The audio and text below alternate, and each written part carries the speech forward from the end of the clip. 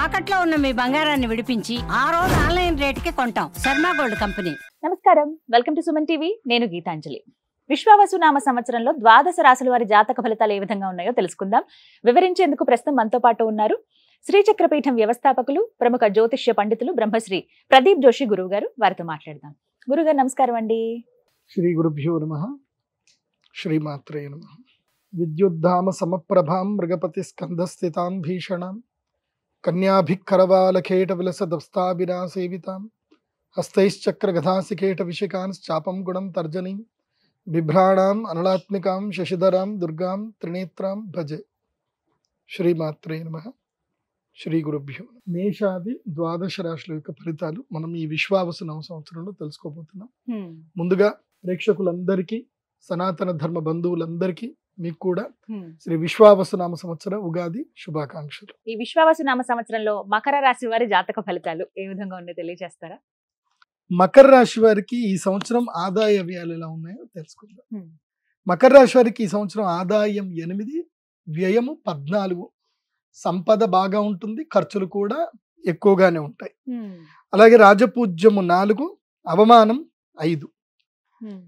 So Makar రాశి వారికి ఈ సంవత్సరము ఎలా ఉంది అని అంటే, ఒకటి, మీకు కొన్నేళ్లుగా ఏదైతే ఇబ్బంది పెడుతుందో ఆ సమస్యలన్నీ పరిష్కారం అవుతాయి. సమస్యలు పరిష్కారాలు దొరుకుతాయి. ఈ సంవత్సరము మకర రాశి వారికి పరిష్కార మార్గము లభిస్తుంది. అండ్ ఇన్నేళ్లుగా మీరు పోగొట్టుకున్నవి ఏవైనా ఉంటే తిరిగి మీకు వచ్చేస్తాయి. ముఖ్యంగా ఏమైనా పెండింగ్ కేసులు ఉన్నా, ఏదైనా డిస్ప్యూట్స్ ఉన్నా అన్ని క్లియర్ అయిపోతాయి. మాక్సిమం మీరు సెటిల్మెంట్ చేసుకునే ప్రయత్నం చేయండి, మంచిగా ఉంటుంది. ఎందుకోసం అంటే ఈ మకర రాశి వారికి 7.5 సంవత్సరాలు శని వీడిపోతుంది. నాకు తెలిసి ఒక వ్యక్తి కరెక్ట్గా 7 సంవత్సరాల క్రితం, 7.5-8 సంవత్సరాలు అయింది. ఆ టైంలో అతను కూడా మకర రాశి, చిట్ ఫండ్ బిజినెస్ చేస్తున్నాడు. మధ్యలో ఒక 2 చిట్టీలు కట్టలేదు. 2 చిట్టీలు కట్టలేదు అంటే ఏకమేడ కూలిపోయినట్టే, 2 కట్టకపోతే. సో కూలిపోయింది. అతని మీద అందరు క్రిమినల్ కేసులు పెట్టేశారు. అతను ఏం చేశాడు, వచ్చిన లాభాలతో అయితే అతను కొన్ని ల్యాండ్లు అయితే కొని పెట్టుకున్నాడు. అవేమైందంటే 7.5 సంవత్సరాలు వాడు గనక అప్పుడు గనక ఏళ్ళనాటి శని పట్టుకోకపోయి ఉంటే వాడు ల్యాండ్ అమ్మేస్తాడు. ఏంటి, ల్యాండ్ అమ్మేసేవాడు. ఆ ల్యాండ్ శంకర్పల్లిలో కొన్నాడు. శంకర్పల్లి దగ్గరనే ల్యాండ్ కొన్నాడు. అప్పట్లో 7.5 సంవత్సరాల క్రితం చాలా తక్కువ రేట్ ల్యాండ్ కొన్నాడు. డిస్ప్యూట్ అయిపోయి ఆ ల్యాండ్ కాస్త కోర్టు లాగేసుకుంది. అంటే కోర్టులో ఇరుక్కుపోయింది ల్యాండ్. ఇప్పుడు ఆ ల్యాండ్ వాల్యూ ఎంత అయింది అని అంటే, వాడికి అప్పులు తీర్చగా కూడా వాడికి డబ్బులు మిగులుతాయి. దాదాపు 30 కోట్ల డబ్బులు వచ్చేంత ల్యాండ్ అది. ఇప్పుడు 30 కోట్లు. అప్పట్లో వచ్చిన లాభానికి 3.5 కోట్లకో 5 కోట్లకో కొన్నాడు. ఇప్పుడు అది 30 కోట్లు అయింది.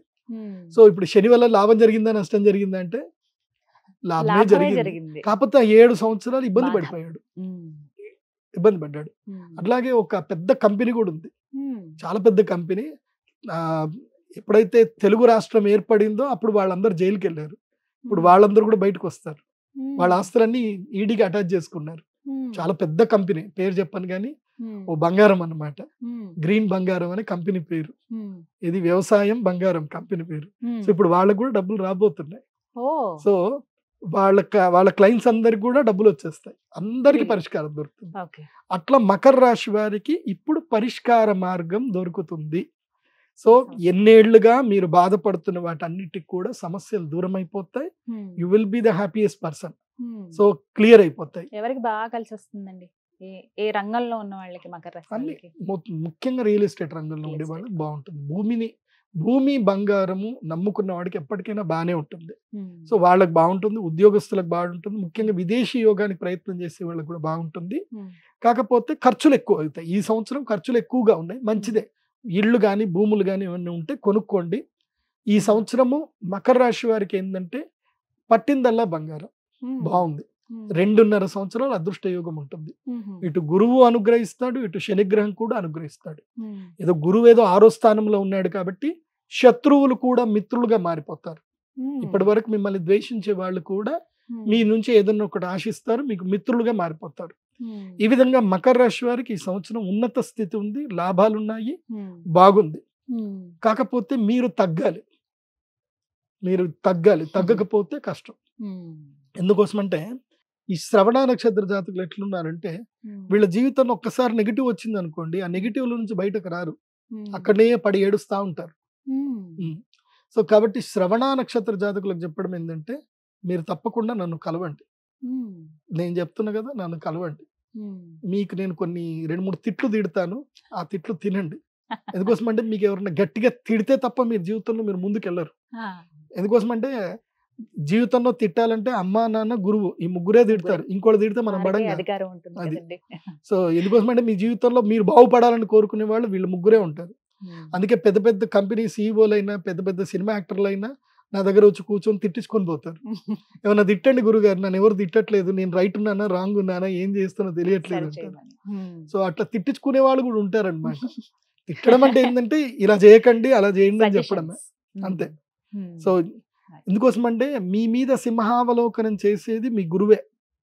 సింహావలోకనం అనే అర్థం ఏంటి అని అంటే, మనం అడవిలో వెళ్తే పులి మనం 100 సార్లు, మనం పులిని 2-3 సార్లు చూసే లోపల పులి మనం 100 సార్లు చూస్తుందట.